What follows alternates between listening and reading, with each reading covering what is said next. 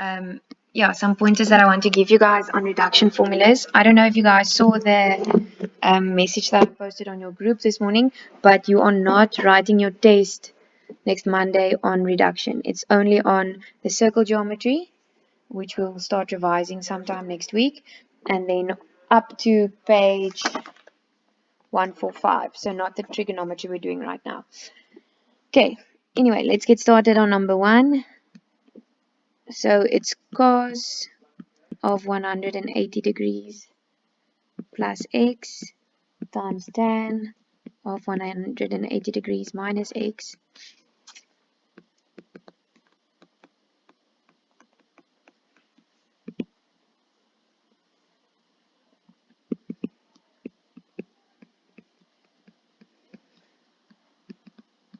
Okay, so I'm going to start by identifying the different quadrants. So this one is 180 plus, so that's in quadrant 3.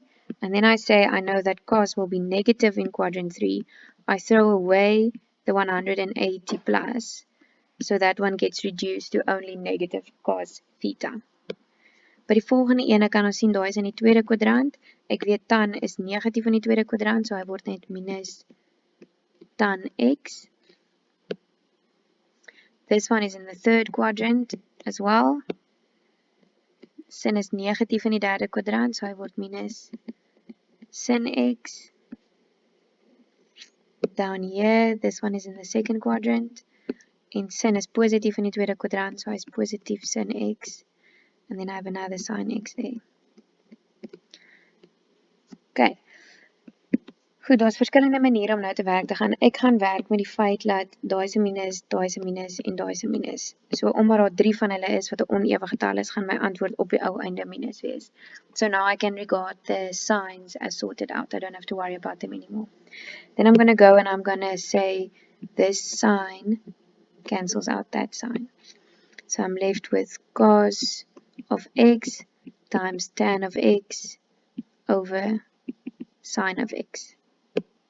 Now, I told you guys earlier, this is something that you should look out for. Want cos x op sin x is gelijk aan 1 op tan x. So important for you to see is that this tan up here stays at the top. Ek bring hier die minus saam af. So daai tan is bo.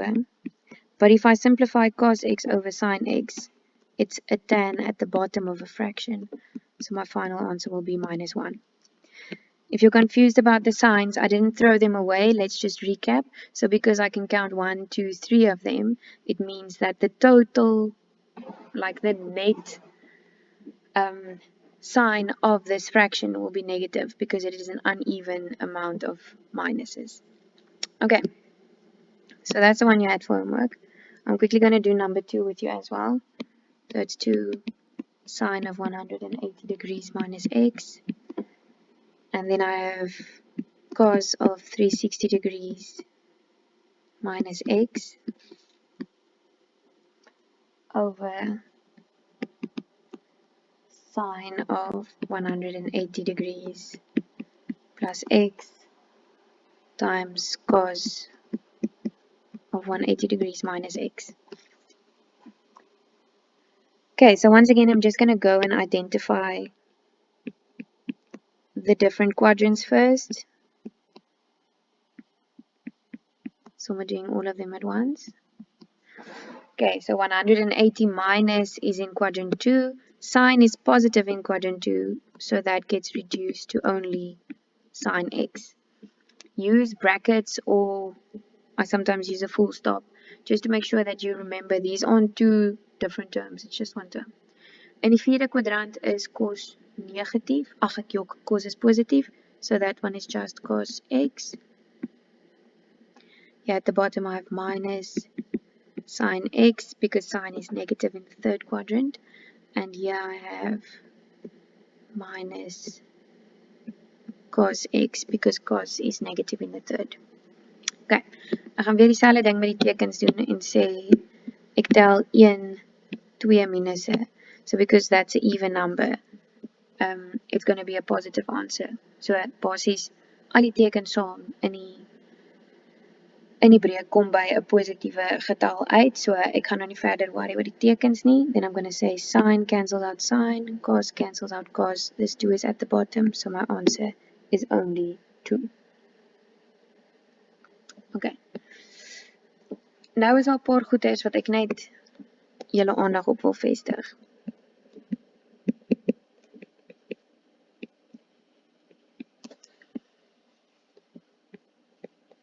Okay, the first one has to do with negative angles.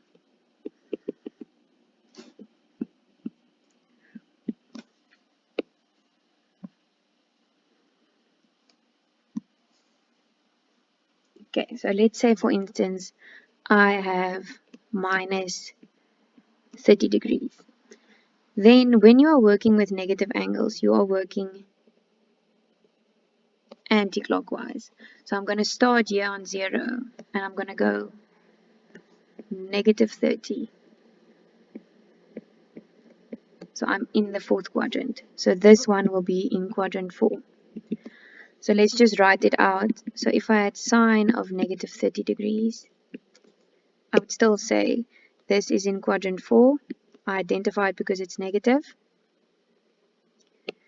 In other words, I have negative sine 30.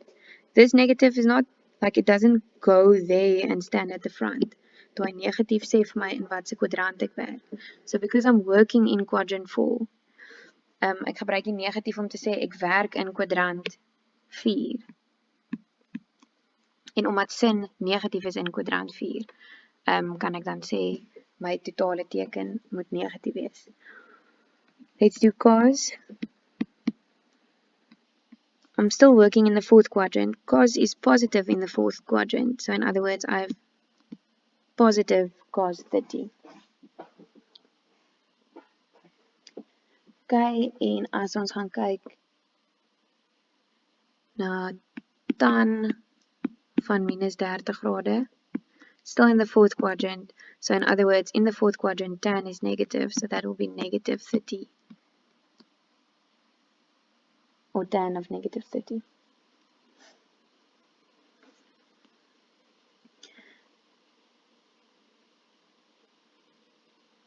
Okay. So there's a little table in your books on page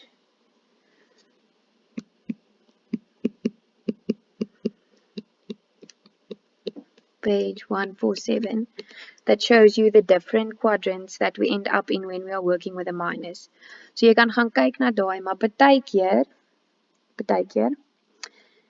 is dit makliker om gebruik te maak van die tweede punt wat ek hier wil opsit.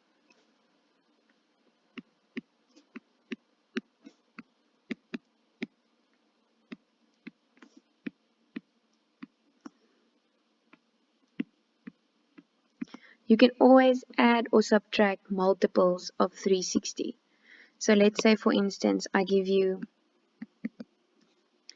the sine of negative 100.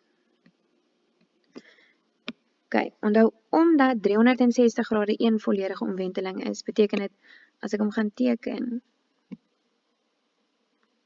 sê nou maar, sin van minus 100 sal omtrent daar wees.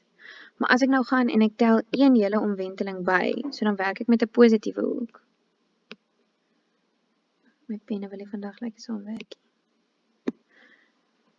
If I add one full rotation, one full 360 degrees, I'm going to end up at exactly the same place.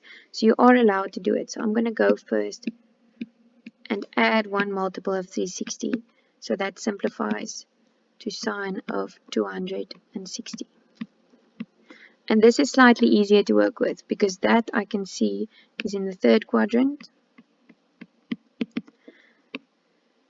Because it's in quadrant 3, I know that it has to be 180 degrees plus. 180 degrees plus what? 80. How do I get that? Because 180 plus 80 is 260. Sine is negative in quadrant 3. So I have negative sine of 80. Maar ons gaan nog 'n bietjie tyd spandeer aan hulle aan die klas. Maar onthou, jy kan altyd een hele veelvoud van 360 grade bytel of aftrek. Okay, and the last thing that I just want to mention. And then I'm going to give you guys time to do a few on your own.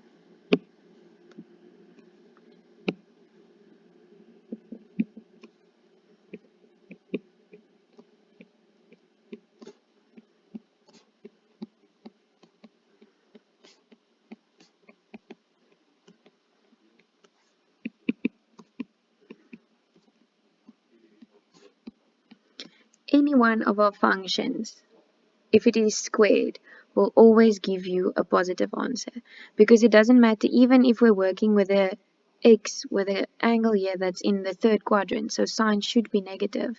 Then you have negative sine x squared. En onthou, enige iets wat gekwadreer word, maal jy mos met homself. So hy eindig net weer op as positief sin kwadraat x. So remember, regardless of the quadrant that you are working in, if you are working with a square for any one of our functions, your answer will always be positive. And on that note, I quickly want you to look at number 4 of exercise 7. I'm going to write it on the whiteboard, and then I'm going to give you some time to quickly do it on your own.